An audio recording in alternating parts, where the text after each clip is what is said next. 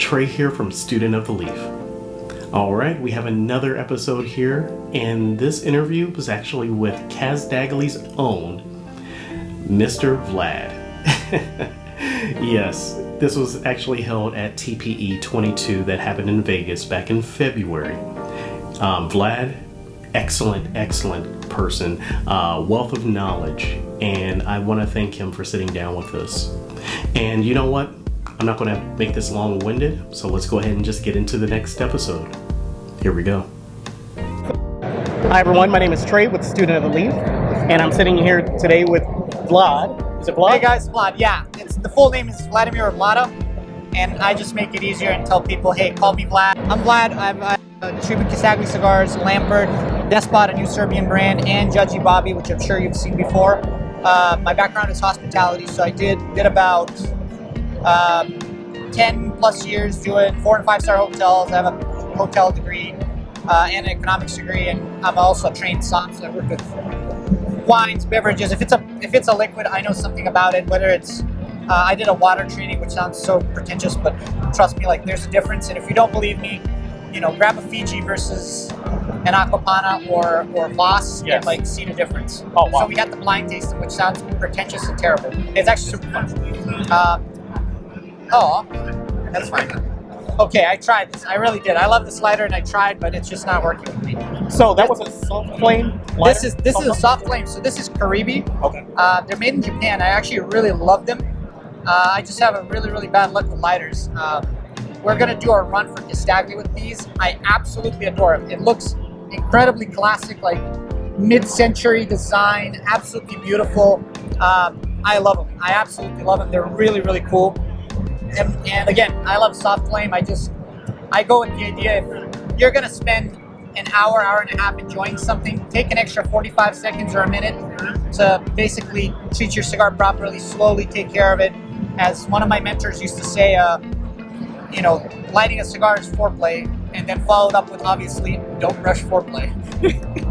So speaking of foreplay, I think that we need to go ahead and Oh yeah, cut it. So cut some cigars here's here. one of our Casdagli cutters. If you cut that using, if you cut a Casdagli cigar with one of our cutters, it actually imparts 20% extra flavors.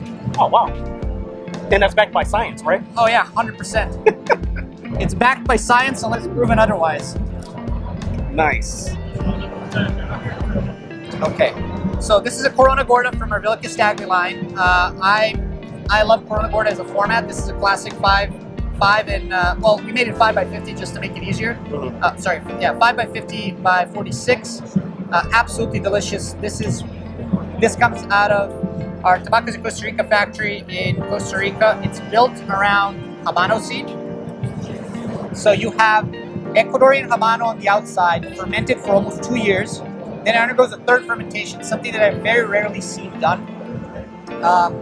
Yeah, it's struggling.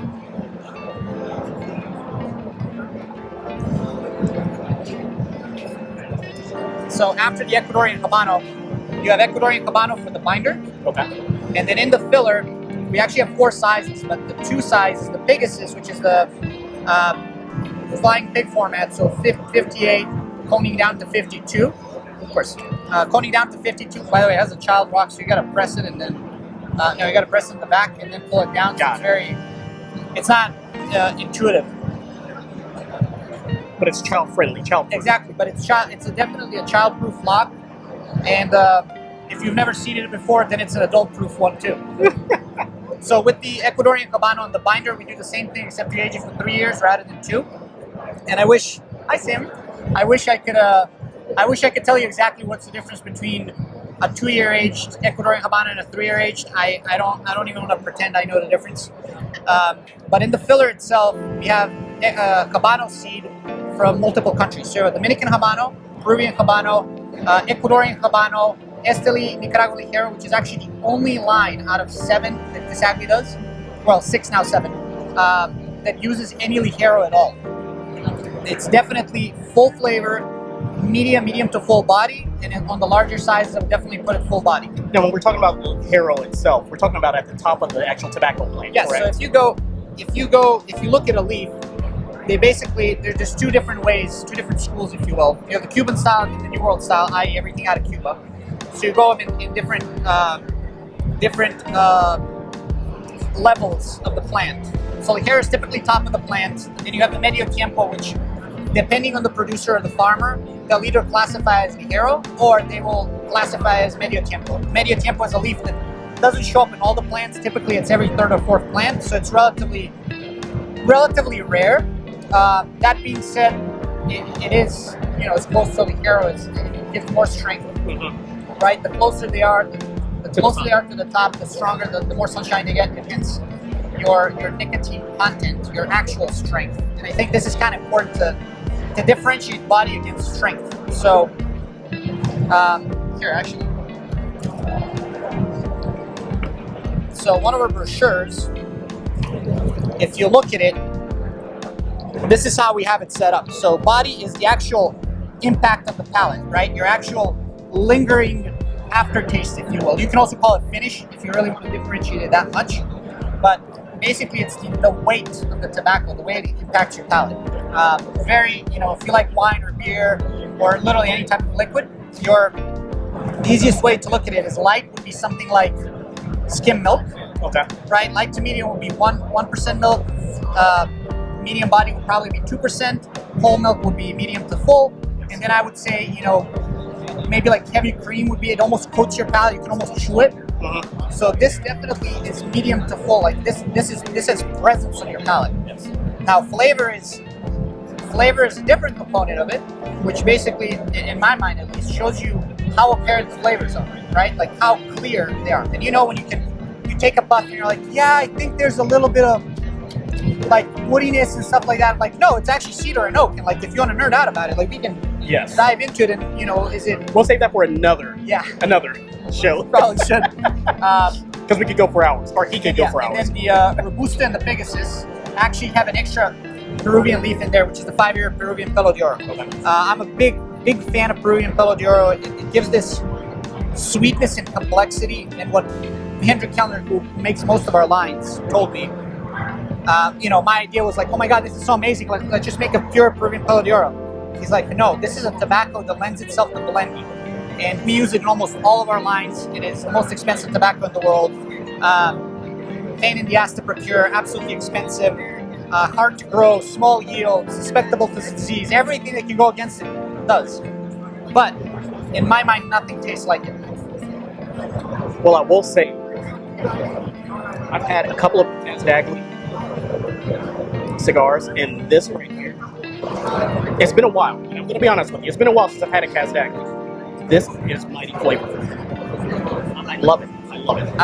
I chose the Corona Gorda specifically, so Jeremy and I are, aside from being business partners, we're also very good friends. Okay. And when we were initially making this, we spent the entirety of 2020 working on this blend. This is based on the Daughters of the Wind Robusto blend, which was separate from the Daughters of the Wind line. It was coming out of Tabacos Costa Rica. The number one, feedback, we should call it, is that people would like it to be a little bit stronger. Okay. Now, we could have just chucked half a leaf of a leaf of ligero and just called it a day. But instead, we went through about 11 months in 2020. We went through blend iterations. And you can imagine, right? We couldn't fly down to Costa Rica and work with the guys.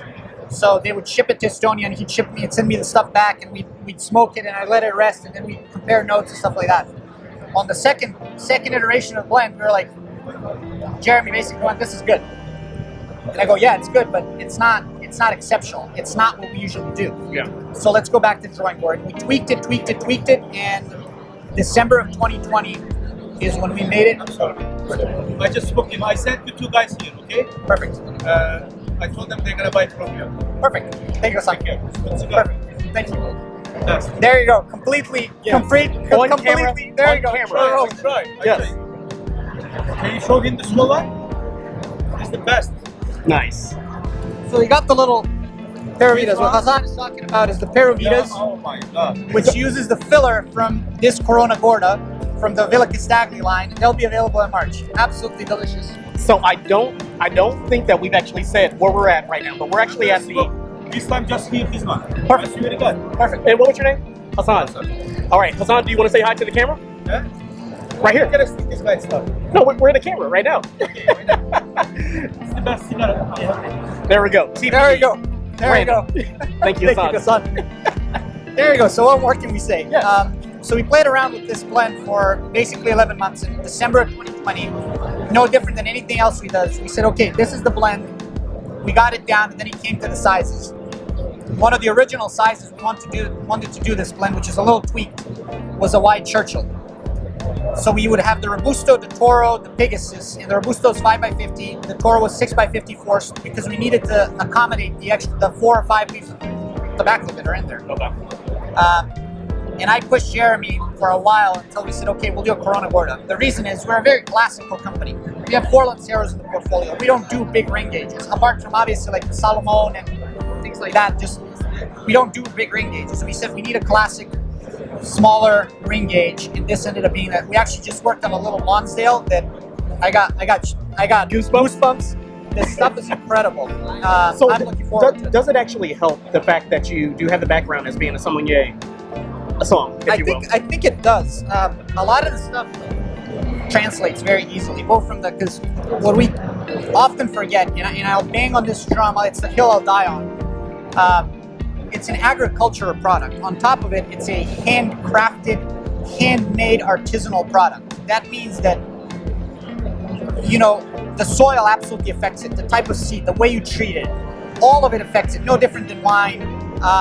I would throw, especially the craft breweries, I would throw that in there as well. The small scale experiments and things that really, people thinking outside the box. So a lot of the stuff does translate, especially on the tasting portion. A lot of people don't retrohale, and if you don't, I'll give you a tip how to get 70 to 90% more out of your cigar. Very simple. So you take a puff, you exhale about 85 to 90% of tobacco, of smoke out. You close your mouth and then push it slowly through your nose. Your sensory bulb, where you basically pick up flavors, is located here. So your thing is, I want to get the smoke from here, go from back of your mouth, which is called retronasal, halfway, basically through the back of your throat, through your nose. So if you do that, you basically are going to end up with this. Here, it might take a little bit.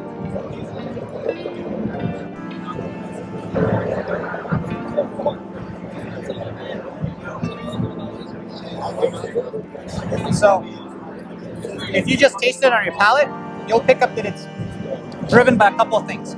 So you have wood in there, and now I'm going to be a little pretentious and go down, drill down into it. This would be like sandalwood, right? Lightly aromatic, but still woody, right? On top of it, you have the baking spices. So you imagine your baking spice rack, and I would go with cinnamon, nutmeg, and a little bit of clove, right? So lightly aromatic. And then that's just on the palate, right? So if you push it through your if you retrohale, you'll pick up things like white and black pepper. It's not overpowering, but it's there. The other thing with retrohaling is, and this is a good way. So when you're smoking a cigar, and if you ever smoked hookah, this is actually a very, very good comparison. So you're taking hot smoke, it goes through water, and then it goes through your hose, right? You take a puff. So what it does, it cools the tobacco down. It cools the smoke down, rather. So if you do a retrohale and your nostrils are burning, you're smoking too fast. You're overheating the cigar, which isn't like you can go back, just slow down your puffs. The point is to really kind of smoke cold smoke. So if you're over puffing it, it'll be harsh for one, like it'll actually make your nostrils burn. And the way to differentiate whether it's hot or it's actually spicy, like literally right here where your nostrils are, you'll pick up that white and black pepper. So if your nostrils are actually burning, like it's kind of unpleasant, yes, you're probably overheating the cigar. So, and I'll be honest with you on camera right now, I've done that plenty of times. And I think that's one of the reasons why I don't like to retrohale cigars, because it actually burns and hits me right up in here. So I do that often. No, that's like, yeah, it's quite common. The one good way is, hi Michael, we love you. So the good way to do it is the way I train myself. I'd sit down and read a book. So this is it's a double whammy. You treat yourself with every page and a half, depending on how fast you read. You take a puff. You'll be at about a minute's pace, give or take, and you can adjust from there. Larger formats are obviously more forgiving, rather than it's easier to overheat a Lancero or a Lonsdale versus a 6x60, for example. And I know this is, I guess, point of contention. I like for new smokers, I like giving them larger ring gauges for a couple of reasons. One is that overheating factor, right?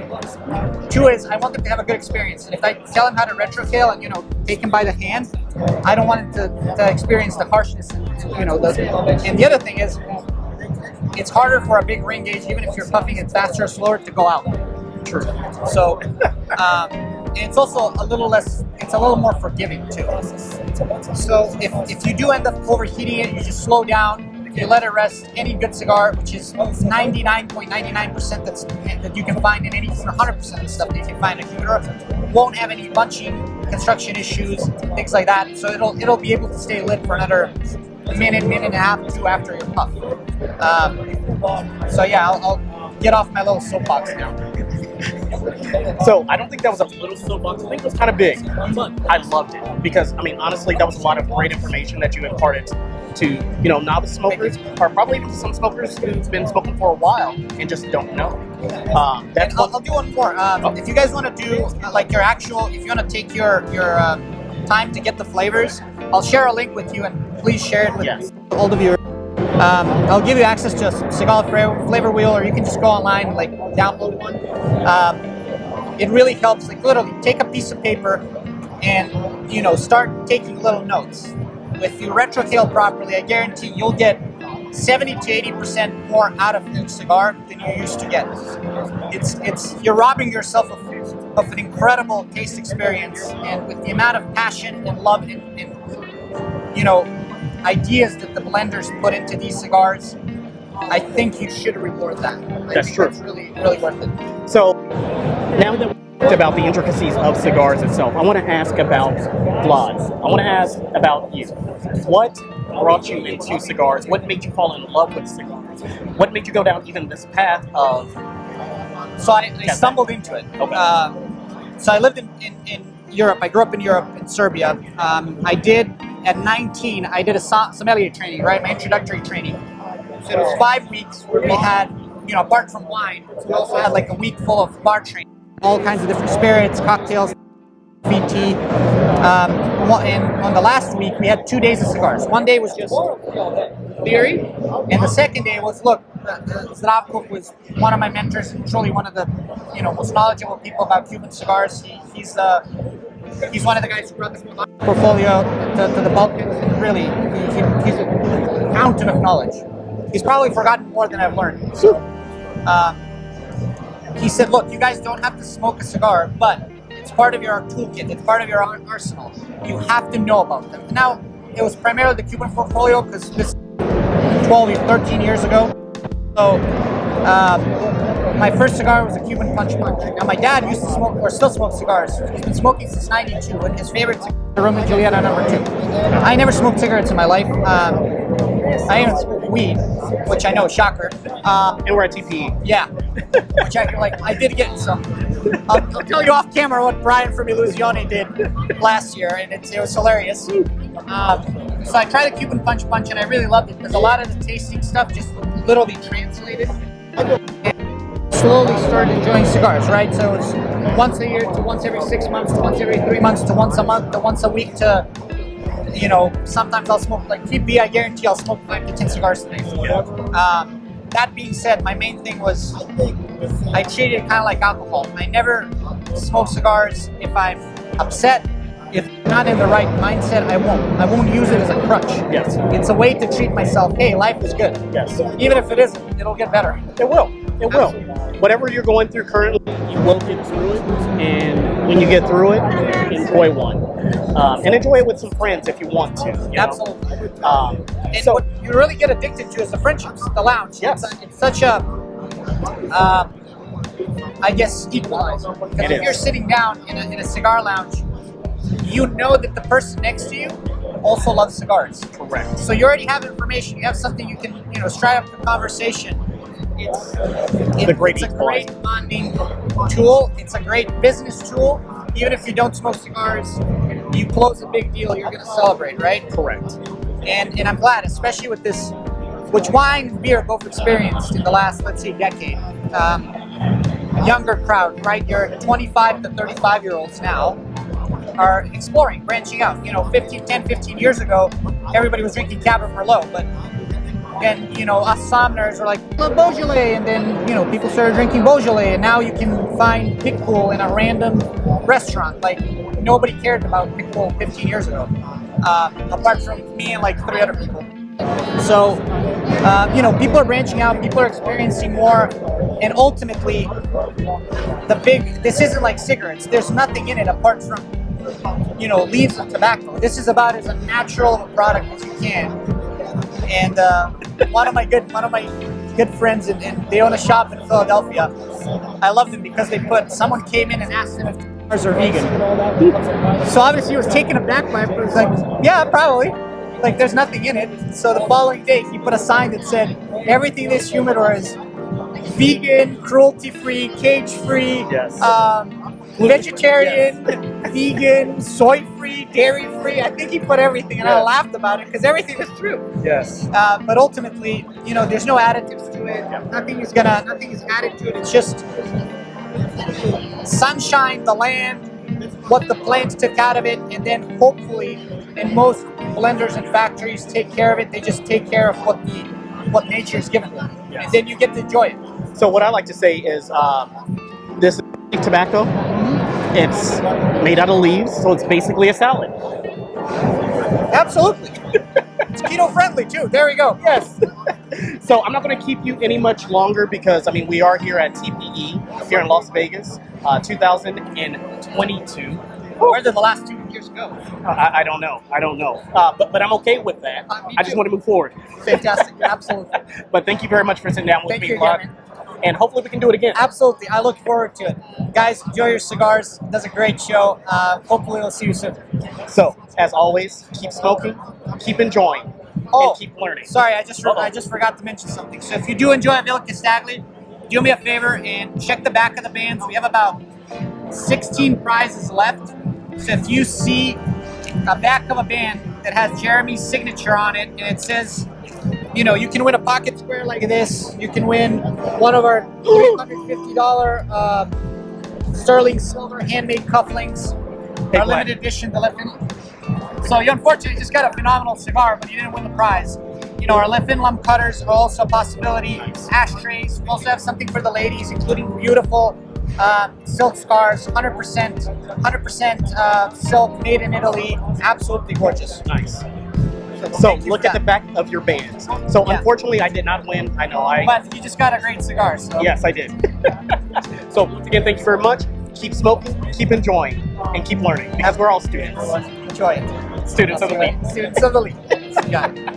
So I want to thank Vlad once again for taking the time to sit down with me. He is a wealth of knowledge. I think having that background of the Sommelier really shows and shines in his wealth of knowledge and then also his palate as well too.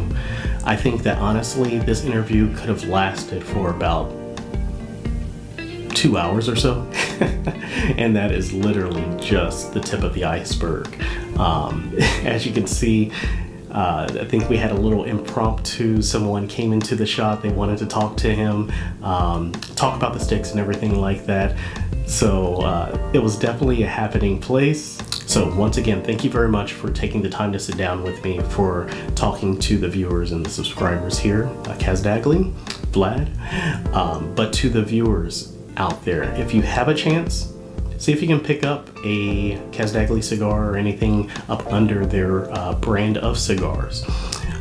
I think that you might be surprised pleasantly.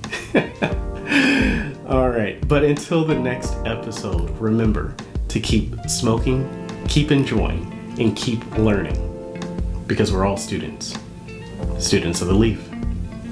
Take care.